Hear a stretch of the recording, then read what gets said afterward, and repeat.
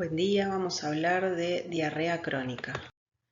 Se define como 3 o más deposiciones por día de consistencia blanda o líquida o más de 200 gramos de heces por día por más de 4 semanas, porque estamos hablando de diarrea crónica, o sea, más de un mes. Según la materia fecal podemos clasificarla en osmótica, que es una diarrea acuosa, en el cual lo que se produce es una alteración en la absorción de agua por exceso de solutos que no son absorbibles en la luz intestinal. Estos solutos atraen agua hacia la luz intestinal y ponen más líquida la materia fecal. Con el ayuno obviamente cede y tiene una tendencia a la hipernatremia, con un sodio en la materia fecal que es menor a 70. Las causas pueden ser laxantes que tengan magnesio, edulcorantes como el sorbitol y el manitol, que atraen agua, déficit de lactasa y diarrea facticia, que es autoinducida por sustancias osmóticas.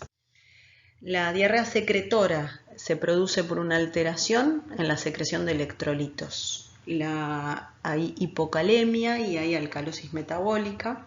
Es una diarrea acuosa también, pero esta no cede con el ayuno. Las causas son muchas, como las enterotoxinas bacterianas, en el caso de intoxicación por alimentos, fármacos, tumores neuroendocrinos, laxantes, mala absorción de ácidos biliares, hipertiroidismo, el síndrome de Addison, la hipocalcemia, el adenoma velloso de causa inflamatorio y la neuropatía autonómica diabética. Tenemos la diarrea inflamatoria que se da por pérdida de la integridad de la mucosa, es decir, hay un daño de la mucosa intestinal que hace perder líquido. Es de un volumen variable, no cede con el ayuno porque está dañada la mucosa y en general es muy importante esto, que suelen tener moco, pus o sangre debido a la pérdida de la integridad o el daño que tiene la mucosa intestinal, por eso pierden moco, pus o sangre, que es la inflamatoria. Esta suele ir acompañada de dolor abdominal en general. Las causas pueden ser la colitis ulcerosa, la enfermedad celíaca, una colitis isquémica, infecciones como la colitis pseudomembranosa, que es por Clostridium, la tuberculosis intestinal, citomegalovirus, herpes, estrongiloides. Bueno, son diferentes causas infecciosas que afectan a la mucosa, que dañan la mucosa intestinal. Neoplásicas como el cáncer de colon y el linfoma, y la diverticulitis y la yeyunoileitis. Cualquiera de estas lo que da es daño de la mucosa. Bueno, el GAP fecal. Se puede pedir un ionograma en la materia fecal y vamos a evaluar estos iones, sodio y potasio principalmente, y calcular el GAP fecal. En general, un GAP fecal normal es entre 50 y 125 y este GAP fecal me diferencia una diarrea secretora que tiene un GAP fecal menos de 50 de una osmótica que tiene más de 125. ¿Qué significa esto? Fijémonos en las diarreas osmóticas.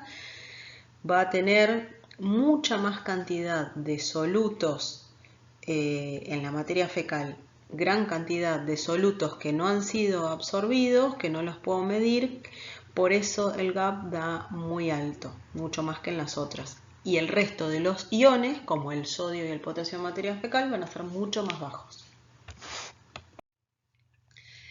Bueno, una diarrea grasa se produce por mala absorción, se llama esteatorrea. Puede haber pérdida de peso y carencias nutricionales porque cuando hay mala absorción se absorben mal las grasas o no se absorben, y se absorben mal o no se absorben otro tipo de nutrientes además de las grasas.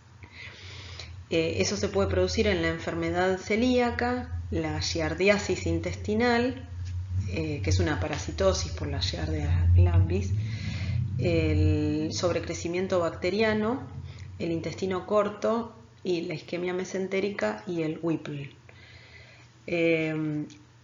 Una mala digestión se puede producir, la mala digestión quiere decir hay una digestión incompleta de ciertos nutrientes que hace que no puedan ser absorbidos porque no fueron completamente digeridos. La mala digestión puede producirse en la insuficiencia pancreática, que es una patología muy importante y más difícil de diagnosticar, y déficit de ácidos biliares. Bueno, según la clínica, una diarrea puede ser orgánica o funcional. Es decir, orgánica es cuando hay lesión, una enfermedad que tiene una lesión, que causa una lesión y que hay que confirmarla. En cambio, funcional puede ser, por ejemplo, el intestino irritable que produce un tránsito intestinal rápido, pero esta función rápida del tubo digestivo no se acompaña de ningún tipo de lesión, solo es función alterada. Por lo tanto, la orgánica en general comienza bruscamente, tiene una duración de menos de 3 meses, es continua con episodios nocturnos, causa repercusión general, pérdida de peso, astenia, cansancio, y se produce más de 200 gramos de materia fecal por día. Hay anemia y eritrosedimentación elevada, esto es muy importante, y el test de sangre oculta en materia fecal suele ser positivo. En cambio, en una diarrea funcional ya sabemos que no hay nada orgánico, o sea, que no hay ninguna lesión que se encuentre en el tubo digestivo, solo es la función del tránsito intestinal alterado, y comienza de forma gradual, dura más de 6 meses, es intermitente, no lo despierta de la noche, sin repercusión general, menos de 200 gramos de materia fecal por día y un laboratorio obviamente normal. Como vemos, la funcional es algo más leve, lento y no trae pérdida de peso ni repercusión general como la que es de causa orgánica. En cuanto a la evaluación clínica, tenemos que ver la forma de inicio de la diarrea, la duración, la frecuencia, el comportamiento, o sea, si es continuo o intermitente, si lo tiene todos los días o aparece 1 o 2 veces por semana. Epidemiología, si viajó a algún lugar que haya determinado parásito o agente etiológico. Comidas, agua, episodios nocturnos. Características de la materia fecal, esto es muy importante, es decir, si es pastosa, si parece grasa o esteatorreica, si es con sangre, y además si se acompaña de dolor abdominal, pujo, tenesmo rectal o urgencia rectal, incontinencia. Si hay signos de repercusión general como astenia, pérdida de peso, cansancio, si hay respuesta al ayuno para pensar en una osmótica o no, si hay relación con lo que come o no, si toma medicación, que podamos relacionarlo con la diarrea, si hay antecedentes de cirugía o radioterapia que nos hagan pensar en la causa, y si hay antecedentes de enfermedades sistémicas como lupus, Addison, hipertiroidismo, etc. Al examen físico tenemos que evaluar los signos vitales, el grado de deshidratación y el estado nutricional, ya que la diarrea crónica puede producir malnutrición. Y hay que sospechar siempre, en el caso de que haya dermatitis herpetiforme, se relaciona con la enfermedad celíaca.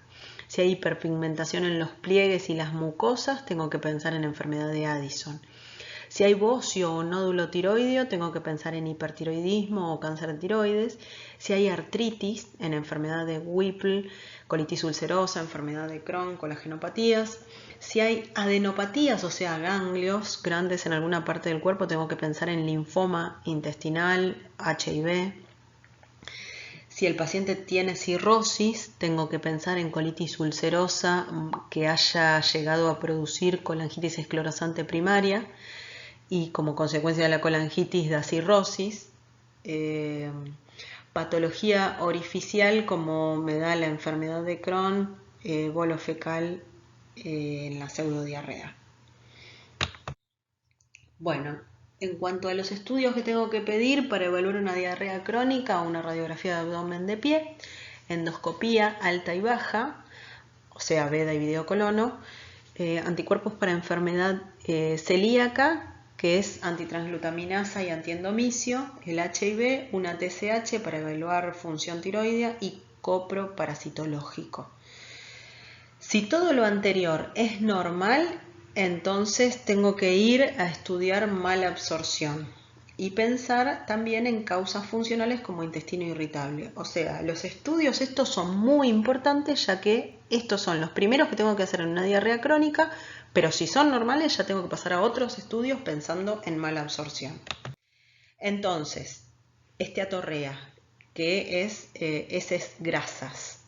Esto se da en el caso de malabsorción y ahí tengo que estudiar con el test de Van de Kammer, que tiene alta sensibilidad, pero es un test que es bastante engorroso. Eso se puede reemplazar por el esteatocrito, que es un poco más sencillo que el de Van de Kammer y sirve para confirmar la esteatorrea, es decir, la pérdida de grasa en materia fecal. Y así me diagnostica una mala absorción y también sirve para evaluar la respuesta al tratamiento. Puedo pedir el clearance de alfa-1 antitripsina, que lo que evalúa en la materia fecal es la pérdida de proteínas, y puedo pedir la elastasa, que es re importante, es el gold standard para evaluar la función pancreática. Es decir, no solamente la elastasa evalúa la pérdida de proteínas, sino que evalúa la cantidad de elastasa que hay en materia fecal que es producida por el páncreas, por lo cual disminuye en la insuficiencia pancreática. O sea, si el páncreas tiene una función que es insuficiente, por ejemplo, una duodenopancreatectomía en la que hubo que operar al paciente y sacar gran parte del páncreas, lo que le quedó es poco tejido, entonces tiene una función que es insuficiente, va a producir, ese poco tejido pancreático va a producir poca elastasa. Esa poca elastasa que se pierde en la materia fecal se va a poder medir en la materia fecal. Por lo tanto, si tengo una elastasa entre 100 y 200 es insuficiencia pancreática y menos de 100 es insuficiencia pancreática severa. Eso quiere decir que el páncreas está produciendo muy poca cantidad de elastasa, por el motivo que sea. Es diagnóstico de insuficiencia pancreática. Si todos estos estudios son negativos, entonces se puede pedir magnesio en la materia fecal para descartar la ingesta subrepticia de laxantes. Los laxantes en general tienen magnesio. Y cuando no se llega al diagnóstico se puede hacer tratamiento. El tratamiento empírico, en primer lugar, la rehidratación oral o endovenosa en caso de no tolerarla, pero en general en las diarreas crónicas la deshidratación suele ser algo leve y crónico que no requiere internación, sino estudio para diagnóstico. El antibiótico se puede dar en pacientes que estén internados, en la diarrea del viajero, cuando hay sospecha de giardiasis o sobrecrecimiento bacteriano. Y se puede hacer 10 días con ciprofloxacina, metronidazol o rifaximina. La loperamida es una medicación importante que se puede dar en las diarreas secretoras no inflamatorias. Esto es importante, no se puede dar en las inflamatorias, pero en las secretoras sí. Después se pueden dar probióticos para reconstituir la flora intestinal normal, el psyllium, que absorbe agua y forma una masa voluminosa, la colestiramina, que se da como tratamiento de la diarrea colerética, es un quelante de ácidos biliares en el intestino que impide su reabsorción. Las enzimas pancreáticas, que se dan en caso de insuficiencia pancreática, y dieta libre de gluten, obviamente en el caso de la enfermedad celíaca, o dieta deslactosada en el caso de alergia a la lactosa. Bueno, esto es todo. Muchas gracias.